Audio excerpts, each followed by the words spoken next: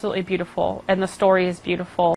It's a love story about as real as they come. And that is all Don ever wanted, was to be with his beautiful wife. He adored my grandmother, loved her to the end of the earth. But to know how this love story ends, It looks like they're in like a little photo booth. you have to go to the beginning, when fate brought Don and Maxine Simpson together. Don was born in North Dakota and studied civil engineering, a career path that would eventually land him in Bakersfield and closer to the future love of his life, Maxine. They met in a bowling alley and married a few years later, a simple side the family says to their story and life that was anything but. The pair was involved with Rotary, YMCA, and the Boys and Girls Club. Don even became one of the founders and longest-running members of the Bakersfield Racquet Club, a place where people say he just belonged. Don and Maxine traveled the world together, adopted 2 boys along the way, and eventually settled down. Married almost 62 years, everything was done together. And they left this world together. And that's what makes this story even more unbelievable. It was about 2 weeks ago. Don was at home when he fell, breaking his hip.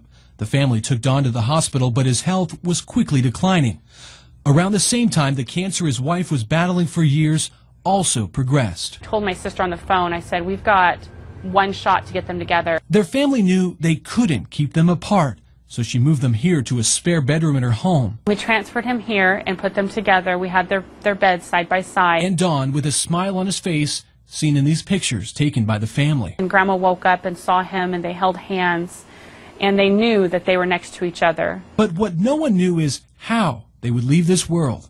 I mean, I knew in my heart before I even got there, this is what's supposed to happen. Grandma and Grandpa are supposed to be together, and Grandma and Grandpa are going to die together. 7 o'clock, I can hear through the monitor her take 2 last breaths, and I came down and checked on her, and she had passed. Maxine was gone. I walked them out with her body, closed the door, walked back in to check on Grandpa, and he quit breathing.